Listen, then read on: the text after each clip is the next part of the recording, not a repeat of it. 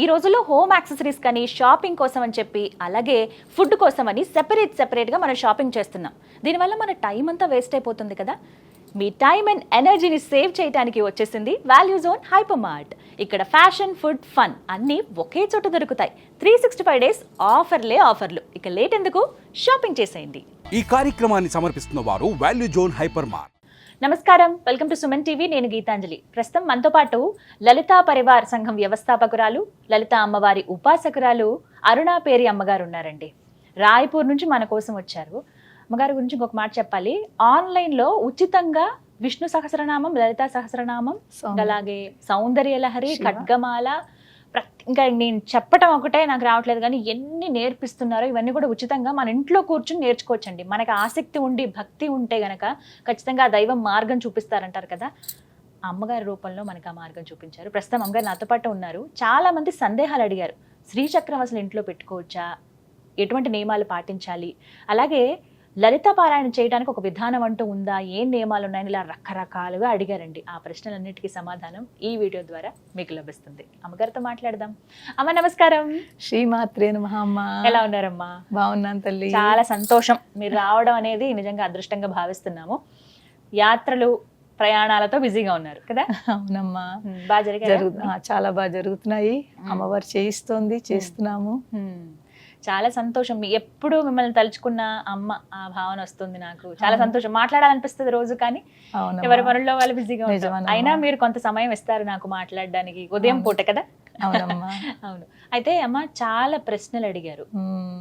శ్రీచక్రం అసలు ఇంట్లో పెట్టుకోవచ్చా, పెట్టుకుంటే ఏమైనా నియమాలు పాటించాలా, పెడితే ఎంత పరిమాణంలో ఉన్న శ్రీచక్రాన్ని పెట్టుకోవాలి, ఎలాంటిది అని చెప్పి అడుగుతూ ఉన్నారు. మీరు మా సందేహాలన్నిటికీ నివృత్తి చేయండి. మా శ్రీచక్రము అంటే అమ్మవారి యొక్క కొలువైన స్థానం. శ్రీచక్ర నివాసిని అంటాం కదా, అమ్మవారు శ్రీచక్రంలో ఉంటుంది. శ్రీచక్రంలో అమ్మవారు తన పరివార దేవతలు, శక్తులు అందరితోటి కూడా శ్రీచక్రంలో ఉంటుంది. అందుకే ఆ శ్రీచక్రానికి అంత విశిష్టత. అమ్మవారు తన దేవతలు అందరితోటి కూడా శ్రీచక్రంలో కొలువై ఉంటుంది. బిందు రూపంలో, పైన శివశక్తి రూపంలో ఉంటుంది. ఆ చుట్టూ మొత్తం ఆ శ్రీచక్రం అంతా కూడా 9 ఆవరణలు ఉంటాయి.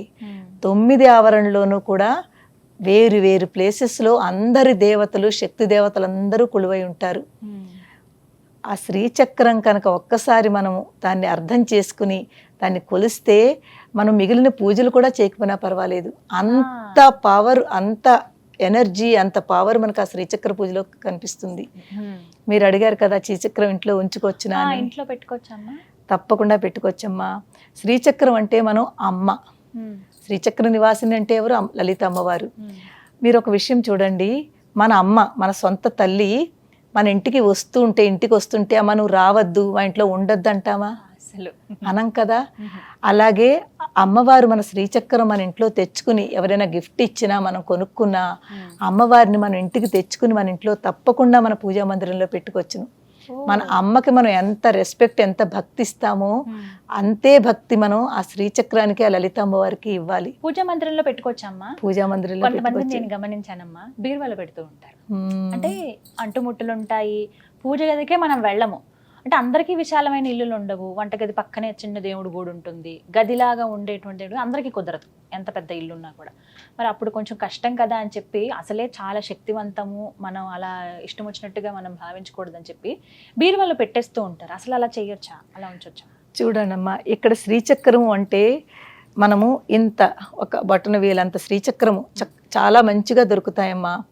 అది మీరు ఏ శ్రీచక్రమైనా సరే, మీరు స్ఫటికమైనా, పంచలోహములైనా, తర్వాత మీరు ఇవాళ రేపు స్టోను నల్లరాతి శ్రీచక్రాలు కూడా దొరుకుతాయి.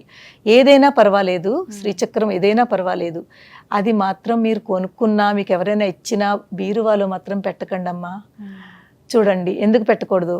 ఇప్పుడు మన అమ్మ, మన ఇంటికి మన అమ్మ వచ్చారు, మన అమ్మని ఒక రూములో బంద్ చేసేసి కూర్చొని అక్కడే ఉండి నువ్వు బయటకు రావద్దంటావు మనం? అలా పెట్టినట్టే కదా కదమ్మా. మన అమ్మని మనం రూములో పెట్టేసి నువ్వు అక్కడే ఉండు, నువ్వు రావద్దని ఎలా అంటాము? అటువంటిది ఈ అమ్మని అలమారులో పెట్టేసి తాళం వేసేస్తే, చూడండి, అదే అమ్మని అలా పెట్టేసి తలుపేసేస్తే మనకి ఇంకా తెచ్చుకోవడం ఏమిటి? ఒకటి భయం కొద్దీ చేస్తున్నారు పాపం. వాళ్ళు కావాలని చేయట్లేదు, అందరూ ఏదో భయపెడతారు కదా, అక్కడ పెట్టి పూజ చేస్తే నీకు ఏదో అవుతుంది అన్న భయంతో ఆ శ్రీచక్రం ఇచ్చారు కదా పడేయలేము, వాళ్ళు పట్టుకెళ్ళి అలమారులో పెడుతున్నారు. కానీ మీరు ఆ అలమారులోంచి ఎవరెవరే పెట్టుకున్నారో అలా తీసి పట్టుకొచ్చి మన పూజా మందిరంలో పెట్టుకోండి. భయపడద్దు, అస్సలు భయపడద్దు. అమ్మవారు ఎలా అయినా సరే నా బిడ్డలని ఆవిడ ఎంత సంతోషిస్తుందో, కానీ మనకి పనిష్మెంట్ ఇవ్వడము అది ఉండదు. పెద్ద శ్రీచక్రాలు ఉంటాయి కదమ్మా, మేము మాలాంటి ఉపాసకులు ఉంటాం కదా, శ్రీ విద్యా ఉపాసకులమే, మేము ఆ పెద్ద శ్రీచక్రాలకి మేము ప్రాపర్గా ఒక పూజా విధానం ఉంటుంది. నవావరణ పూజ అని అమ్మవారి యొక్క పూర్తి విధానం ఉంటుంది. మేము అది తెచ్చుకుని పెట్టుకుని మేము ప్రతి శ్రీచక్రంలోనూ ఎన్ని ఎనర్జీ సెంటర్స్ ఉంటాయో దాన్ని ఎనర్జీ సెంటర్ అంటాము. ప్రతి కోణాలకి ఎనర్జీ సెంటర్స్ ఉంటాయి. మేము ఆ మంత్రం చదువుతూ ఆ కోణాలకి ఆ ఎనర్జీ సెంటర్స్కి పూజ చేస్తాము.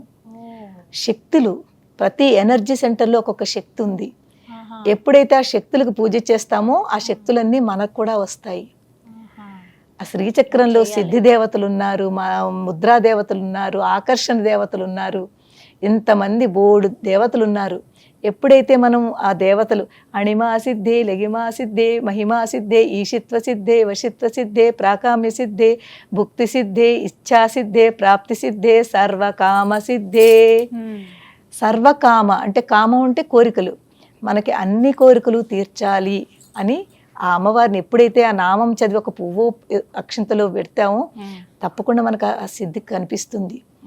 అలాగే ఆకర్షణ దేవతలు కామాకర్షణి, బుద్ధ్యాకర్షణి, అహంకారాకర్షణి, ఇవన్నీ ఆకర్షణ దేవతలు. ఎప్పుడైతే వాళ్ళ పేర్లు చదువుతామో అక్కడ మనకి అమ్మవారు ఆకర్షణ అంటే అట్రాక్షన్, మనలో కూడా ఆకర్షణ కలుగుతుంది. నలుగురు మనతో కనెక్ట్ అవుతూ ఉంటారు. ఇవన్నీ ఏనమ్మా ఎప్పుడైతే ఈ శ్రీచక్రం అంతా కూడా అమ్మా మనకి చూడండి, ఇదిగో నేను మీకు ఇస్తున్నాను, ఇందులోను మీకోసమేనమ్మా.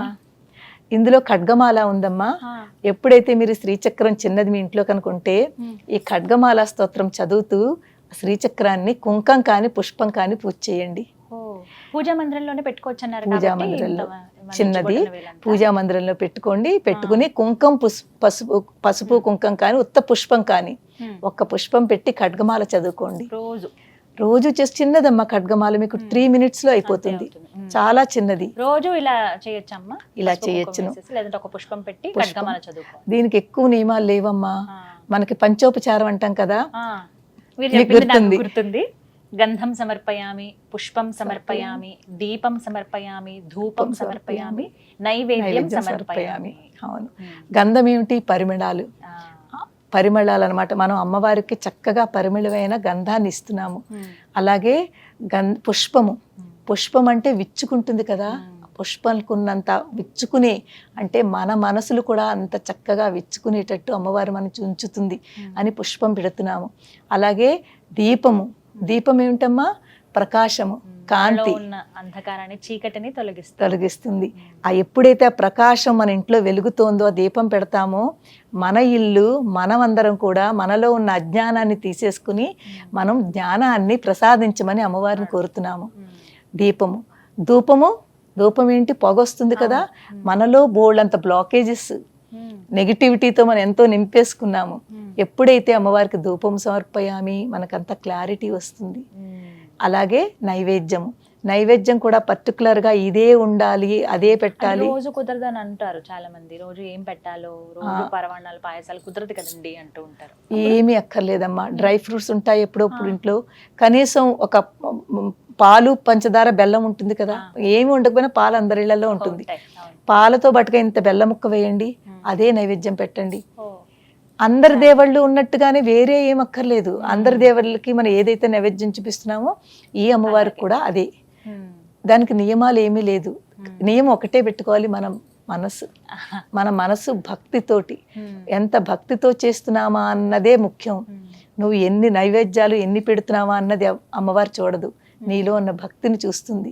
అమ్మా ఇప్పుడు 4-5 రోజులు కుదరదు మహిళలకి, అప్పుడు మరి పూజ అయిపోయినా పర్వాలేదు. ఏం పర్వాలేదమ్మా. 6వ రోజు ప్రత్యేకంగా ఏమైనా నియమం ఉంటుందా? 4 రోజులమ్మా, 5వ రోజు నుంచి అన్ని చేసుకోవచ్చు. 4 days అయిపోయిన తర్వాత 5th day నుంచి మనం అన్ని పూజలు చేసుకోవచ్చు, మంత్రాలు చదువుకోవచ్చు, దేవాలయాలకు వెళ్ళొచ్చును, అన్ని చేసుకోవచ్చును.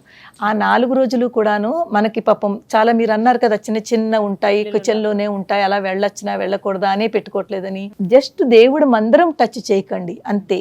ఎందుకంటే మనం అట్నుంచే నడుస్తాము, ఏం పర్వాలేదు, మన పనులు మనం చేసుకుంటాము. మీరు దేవుడికి దీపం ఒకటి పెట్టరు, ఆ దేవుడు ఆ మందిరం ఏదైతే ఉందో దాన్ని ముట్టుకోరు. మీ ఇంట్లోనే కనుక మీ మగవాళ్ళు ఎవరైనా పిల్లలాంటి వాళ్ళు ఉంటే వాళ్ళు పెట్టొచ్చును. మనకి ప్రాబ్లం వచ్చినా ఇంట్లో పిల్లలున్నా పెద్దవాళ్ళున్నా వాళ్ళు పెట్టుకోవచ్చును. మనం పెట్టట్లేదు కదా అని వాళ్ళు పెట్టకూడదని లేదమ్మా. ఎవరైనా ఎవ్వరూ లేకపోయినా కూడా ఏం పర్వాలేదు. ఆ 3 రోజులు 4 రోజులు ఎవరూ లేరు అనుకోండి, ఒక్కళ్ళు సింగిల్గా ఉంటారు పాపం, ఎక్కడ కుదురుతుంది?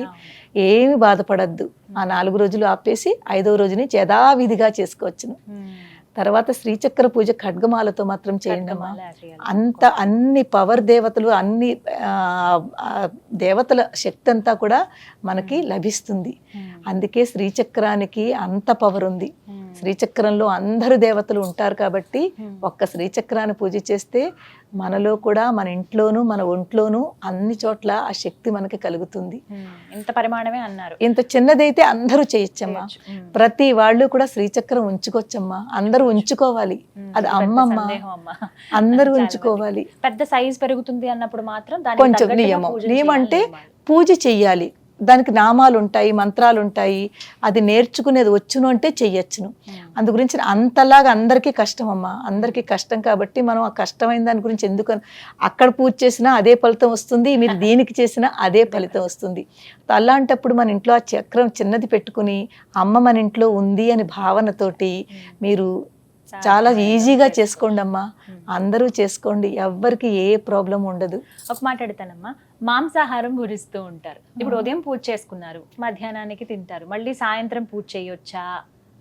అది కొంత, ఎందుకంటే ఇంట్లో వండుతూ ఉంటాము, అప్పుడేమన్నా ఇబ్బంది కలుగుతుంది? చూడండి అమ్మ, ఇక్కడ మనం భోజనము పూజ రెండుని వేరువేరుగానే ఉంచుకుంటే మంచిది. ఎందుకంటే చూడండి, మనం అందరినీ కూడా మీరు ఇది తినద్దు, ఇలా తింటే ఇది చెయ్యొద్దు అని మనం ఆ రిస్ట్రిక్షన్స్ పెట్టకూడదమ్మా. వాళ్ళ భోజనం వాళ్ళకి ఏదైతే తింటున్నారో అది అలా చేసుకోనండి. కానీ కొన్నిసార్లు ఉంటాయని చూడండి, దీక్ష తీసుకుంటాం, సంకల్పం అంటాము. నవరాత్రులు వస్తుంది, 9 రోజులు మేము తినము అనుకుంటాము. ఎప్పుడైతే సంకల్పము దీక్ష తీసుకుంటారో ఆ టైంలో తీసుకోకండి. అలాగే ఉత్తప్పుడు కొన్ని మంచి రోజులు వస్తూ ఉంటాయి, శుక్రవారం, పౌర్ణమని. ఇలాంటప్పుడు అమ్మా ఇవాళ నేను పూజ చేసుకుంటాను, నేను చక్కగా సాత్వికంగా ఉంటాను అని అనుకుంటారు చాలా మంది. ఆ రోజుని చేయకండి. మిగిలిన రోజుల్లో అయ్యో నేను ఇవాళ తిన్నాను కదా, నేను పూజ చెయ్యను అని అనుకోవడం తప్పమ్మా. మీ భోజనం మీదే పూజ భక్తితో చేస్తాము, మనసారా చేస్తాము. అందు గురించి ఈ మనస్సు ఎక్కడైతే అమ్మతో కనెక్ట్ అవుతుందో మిగిలినవన్నీ కూడా మనం పట్టించుకోకూడదు. నిజమే, కరెక్టే. అది తెలియాలి అందరికి. సందేహం, ఇంట్లోనేమో వండమంటారు, వాళ్ళు తినాలి కదా, తప్పదా, అవును దోషమా అని అనుకుంటూ ఉంటారు. కానీ చాలా మంది చాలా సందేశం ఇదే, ఈ నాన్ వెజ్ తింటే మేము చెయ్యొచ్చునా చెయ్యకూడదా అని. అందు గురించి దాన్ని మీరు ఇందులో మిక్స్ చేయకండి. ఇది దేవుడిది, మీరు మీ భక్తితో చేసుకోండి. మీ భోజనం మీది, వ్యవహారం మీరు రోజు ఎలా ఉంటున్నారో అలాగా మీరు ఉండండి. రోజు ఒక్కసారి మాత్రమే దీపం పెట్టుకోవాలమ్మా, 2 పూటలు పెట్టాలా? సాయంత్రం పూట మనము రాక్షస తత్వాలు తిరుగుతూ ఉంటాయంటారు, పితృదేవతలది. సాయంత్రం దీపం పెడితే చాలా మంచిది. సంధ్యా టైంలో అంటే 6-6:30 ఆ టైంలో, సాయంకాల సంధ్యా సమయం అంటాం. అందుకే మార్నింగ్ అసలు దీపం అనేది ఎందుకు పెడుతున్నామో అర్థం చేసుకుంటే మనకి డౌట్ రాదు. దీపం ఎందుకు పెడుతున్నామమ్మా? చీకటిని తొలగిస్తోంది. ఆ చీకటిని, బయట చీకటి, మనలో కూడా ఎంత చీకటి ఉందోనమ్మా, ఎంత అంధకారం ఉందో ఇక్కడే ఉంది. ఈ అంధకారం, ఈ నెగిటివిటీని తొలగించుకోవాలి అంటే మనలో ఏం కావాలి? వెలుగు రావాలి, జ్ఞానం రావాలి. ఈ అజ్ఞానం పోయి జ్ఞానం రావాలి. అందు గురించి మనము ఆ దీపం కూడా అమ్మవారి దగ్గర పెట్టి, అమ్మ ఎలాగైతే నువ్వు ఆ అంధకారాన్ని తీసి నువ్వు వెలుగునిస్తున్నావో మాకు కూడా మాలో ఉన్న అజ్ఞానాన్ని తీసి జ్ఞానం ఇయ్యమ్మా అని అడుగుతున్నాము. దాని గురించి మనము పొద్దుట సాయంత్రం పెట్టుకుంటే చాలా మంచిదమ్మా. ఒకవేళ సాయంత్రం ఆఫీసులు ఉంటాయి పాపం, కుదరదు రావడానికి, ఏం బాధపడద్దు. కుదరకపోతే ఏం బాధపడద్దు, కనీసం ఒక పూటైనా పెట్టండి. నేను అందరికీ చెప్పేది ఏంటంటే, అందరూ ఒక్కసారైనా మార్నింగ్ టైంలోనైనా దీపం మాత్రం పెట్టండి అమ్మా. మిగిలిన పూజకి టైం లేకపోయినా పర్వాలేదు, ఒక దీపం వెలిగించి 2 కిస్మిస్లు, ఇంత పాలు, లేకపోతే ఒక పండు అక్కడ అమ్మవారికి నైవేద్యం పెట్టి ఒక నమస్కారం చేసుకుని మీరు బయలుదేరండి. అమ్మ, ఒక సందేహం, శ్రీచక్రం పూజ చేసుకోవచ్చు అన్నారు, మందిరంలోనే పెట్టుకుని, రోజు తలకి స్నానం చెయ్యాలా పూజ చేసేవాళ్ళు? అమ్మ, తలకి స్నానం స్త్రీలకి నిషేధం. అయ్యో, అదేంటమ్మా, అందరు చేస్తారు. అవును, అదే కదా తెలుసుకో, అందరికి తెలుసో తెలియకో నాకు తెలీదు, అందరూ తలస్నానాన్ని దానికి చాలా ఇంపార్టెన్స్ ఇస్తారు, కానీ మన స్త్రీలకి తలస్నానం నిషేధం అమ్మా. ఓన్లీ మనకి మెయిన్ డేస్ ఏదో ఉంటాయి, అకేషన్స్ ఉంటాయి, లేకపోతే శుక్రవారం అను పండగలు వచ్చినప్పుడు అప్పుడు తప్ప మిగిలిన రోజుల్లో తలస్నానం చేయకూడదు. ఇది కొత్త విషయమే నిజంగా, ఎందుకంటే పూజ అన్నామంటే ఫస్ట్ చేసేదే తలకి స్నానం. ఈ రోజు ఇప్పుడు నియమం పెట్టుకుంటాం, మంగళవారం చేయాలి, గురువారం రోజు చేయాలి, శనివారం చేయాలని, శుక్రవారం ఎలాగో చేస్తాం, చేయకూడదమ్మా. లేదమ్మా, తలస్నానం అస్సలు మన స్త్రీలు చేయకూడదు. పసుపు రాసుకుని శుభ్రంగా మామూలు స్నానం చేయండి, పసుపు రాసుకుని స్నానం చేసాం అదే ముఖ్యం, కానీ హెడ్ బాత్ మాత్రం చేయకూడదమ్మా. తో ఎందుకంటే స్త్రీ మంగళస్వరూపిణి. మనకి తలస్నానం అనేది తర్వాత ఇలా వచ్చాయి, కానీ పూర్వం స్త్రీలు కూడా రోజు స్నానము తలంతా చెయ్యాలి. అప్పుడైతే ఇంకా అసలు ఇలాంటివన్నీ ఉండేవి కాదు. అప్పుడు నొయ్యిలు, నూతుల్లోంచి నీళ్లు తోడుకోవడాలు, మడి ఆచారాలు అవన్నీ ఉండేది. ఆ రోజుల్లో వాళ్ళు కొన్ని వాళ్ళు చాలా బాగా ఫాలో చేసుకొచ్చేవారు, కానీ దాన్ని రాను చేంజ్ అయిపోయింది అంతా కూడా. కానీ ఇక్కడ నేను చెప్పేది ఏంటంటే తలస్నానం మాత్రం మన స్త్రీలకి నిషేధం అమ్మా.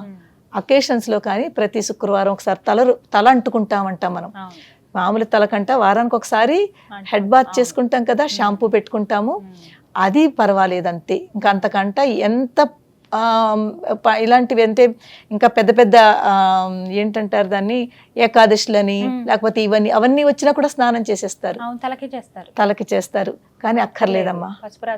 పసుపు రాసుకుని మన స్త్రీలకి తలస్నానం మాత్రం పసుపు రాసుకుని చేయడమే తలస్నానంతో సమానం.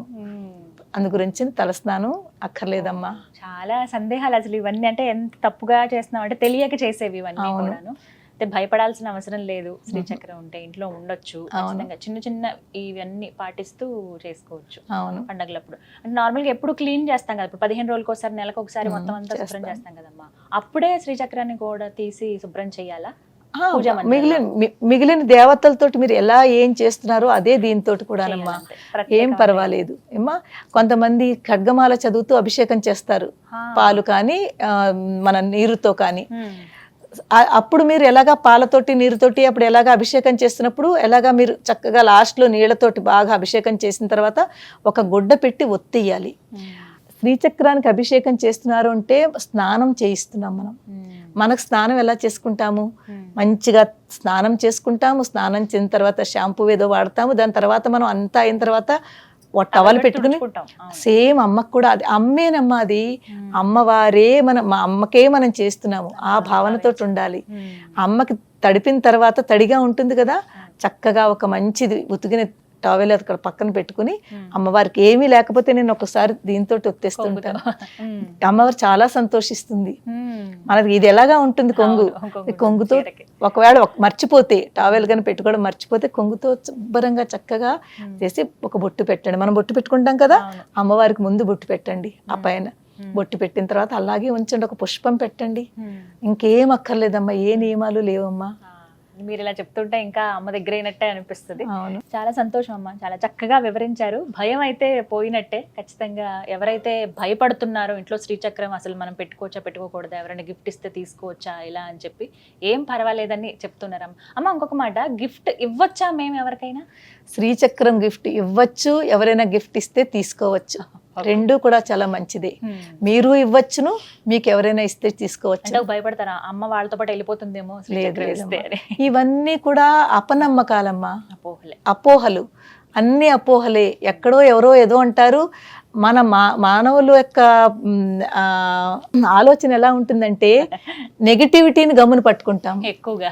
ఎవరైనా ఏదైనా నెగిటివ్ అన్నారంటే దాన్నే పట్టుకుని అదే ఫాలో అవ్వాలి చేస్తాం, కానీ ఎందుకు అన్నారు ఏమిటి అని పాజిటివ్గా ఆలోచించము. ఆ నెగిటివ్లో ఉంటేనే ఈ భయాలన్నీ వస్తున్నాయి. ఆ నెగిటివిటీ తగ్గిని మనకి పాజిటివ్గా ఆలోచిస్తే దేనికి భయపడకూడదు. తప్పకుండా అమ్మ, చాలా ఒక ధైర్యాన్ని ఇచ్చారు మాకు, అమ్మాయి చెప్పిందని భావిస్తూ. చాలా సంతోషం మీరు ఇక్కడికి రావటం, మాతో మాట్లాడడం, ఇంతసేపు స్పెండ్ చేయటం అనేది. అమ్మ, మీరు ఉచితంగా క్లాసెస్ చెప్తూ ఉన్నారు. లలితా సహస్రనామం, విష్ణు సహస్రనామం, ఇంకా సౌందర్య లహరి, లలితా సహస్రము, విష్ణు సహస్రము, సౌందర్య లహరి, శివానంద లహరి, భగవద్గీత, మూక పంచశతి, నారాయణీయం, ఇంకా త్రిశతి, ఖడ్గమాల, ఇవన్నీ కూడా ఇంకా చిన్న చిన్న చాలా స్తోత్రాలు. అంటే క్లాసెస్ ఎప్పుడెప్పుడు ఉంటాయమ్మా? క్లాసెస్ మాది మండే టు ఫ్రైడే ఉంటుంది, కానీ దానికి కోర్స్ ఉంటుంది అమ్మా. 2.5-3 months కోర్స్ ఉంటుంది. రీసెంట్లీ ఇప్పుడే మాకు ఒక కోర్స్ స్టార్ట్ అయింది, ఈ నవంబర్ లాస్ట్ వీక్ నుంచి అయింది. సో ఈ మాట బ్యాచెస్ అన్ని ఫుల్ ఉన్నాయమ్మా. నెక్స్ట్ బ్యాచెస్ మాది ఫిబ్రవరి 2nd week తర్వాత స్టార్ట్ అవుతాయి. దాని ఇన్ఫర్మేషన్ అంతా కూడా మన లలితా పరివార్ ఛానల్ ఉంది. వాళ్ళు ఎవరైనా కాంటాక్ట్ చేయాలనుకుంటే మీరు కింద ఒక నెంబర్ ఇస్తారు కదా, అందులో ఓన్లీ వాట్సాప్ మెసేజ్లే చూడగలుగుతాము. కాల్స్ పికప్ చేయడం చాలా కష్టం అవుతుందమ్మా. ఓన్లీ వాట్సాప్ మెసేజ్లు. అలాగే ఇన్ఫర్మేషన్ ఎప్పుడు కొత్త క్లాసెస్ స్టార్ట్ అవుతాయి, ఏ క్లాసెస్ స్టార్ట్ అవుతాయి అన్నది వాళ్ళు లలితా పరివార్ యూట్యూబ్ ఛానల్ని చూసుకుంటూ ఉండాలి. అందులో ఒక చిన్న ఇన్ఫర్మేషన్ వీడియో పెడతాము. పెట్టిన తర్వాత కొన్ని లింక్స్ ఇస్తాము, వాట్సాప్ లింక్ ఇస్తాము.